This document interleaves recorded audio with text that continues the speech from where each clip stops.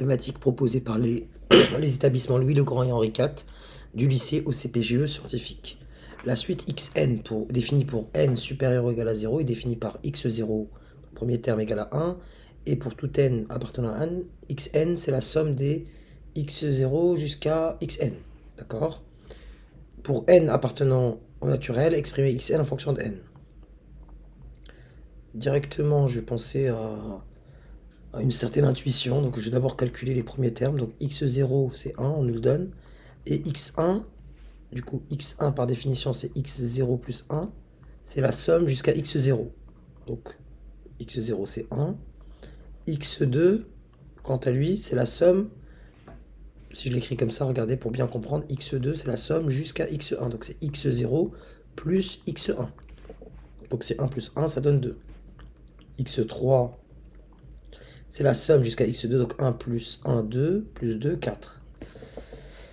J'espère que ça va fonctionner. Là, je sens quelque chose. De là à là, je fais un x2. x2, pardon. x2. Et de là à là également. J'espère que ça va me donner 8 pour x4. Sinon, ça peut rendre les choses très compliquées. Donc, x4 égale la somme jusqu'à x3. 1 plus 1, 2. 2 plus 2, 4. Et 4 plus 4, 8. C'est super. Parce que je remarque, je conjecture qu'il s'agit d'une suite géométrique. Mais le problème, c'est qu'on ne peut pas dire ça comme ça. C'est une suite géométrique. Il faut quantifier tout ça. Géométrique à partir de quand? Parce qu'on voit clairement que le x2, que j'appellerai ma raison, entre x0 et x1, il y a un souci. Donc moi, ce que je conjecture, donc ça, c'est une conjecture. C'est pas du tout une démonstration.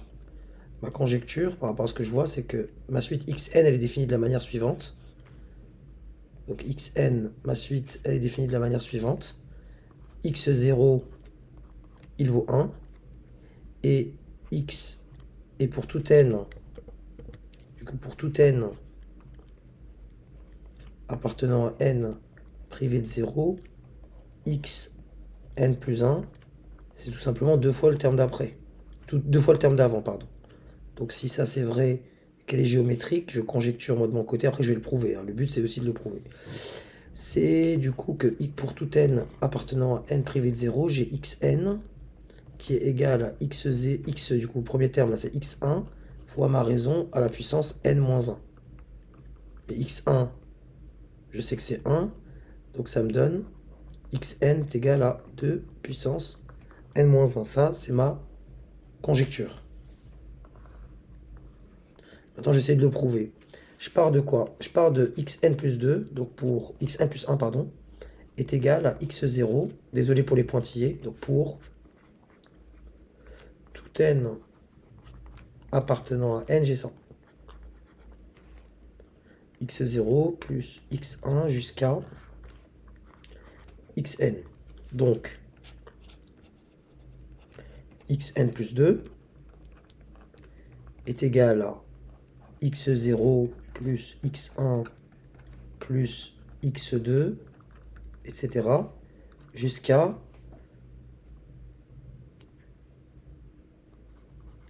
donc jusqu'à xn plus 1. Mais avant xn plus 1, qu'est-ce que j'ai?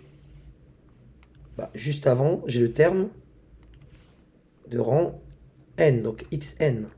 Sauf que, si on observe bien les choses, cette quantité-là, et encore une fois, désolé pour les parenthèses, pour les pointillés, pardon, cette quantité-là, vous n'avez pas remarqué que c'était tout simplement xn plus 1?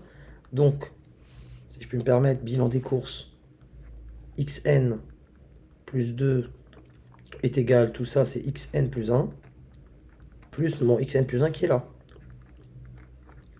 Autrement dit, c'est 2 fois xn plus 1.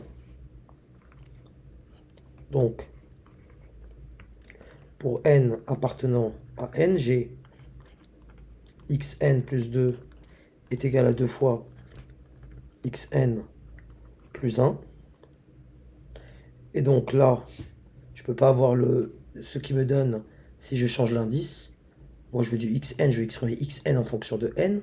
En changeant l'indice, j'aurai pour n appartenant à n privé de 0 et en notant bien sûr x0 avant égal à 1, j'ai xn qui est égal donc xn plus 1, pardon, xn plus 1, qui est égal à 2 fois xn. Et là, j'ai prouvé ce que je vous ai dit là en conjecture, et j'aurai xn en fonction de n qui ressemblera à ça. Donc il faut penser à changer l'indice, tout simplement. Mais pensez d'abord à l'intuition avant de... Voilà, ce terme-là qui vous dérange ne doit pas tant vous déranger que ça. Si vous considérez qu'elle peut être géométrique à partir d'un certain rang. Une suite, on ne vous dit pas qu'elle est géométrique si tous les... voilà, ça peut partir à partir d'un... Avant, elle ne l'est pas. Parce que de x0 à x1, on fait 1 fois 1. Mais à partir de x1, on a une suite géométrique.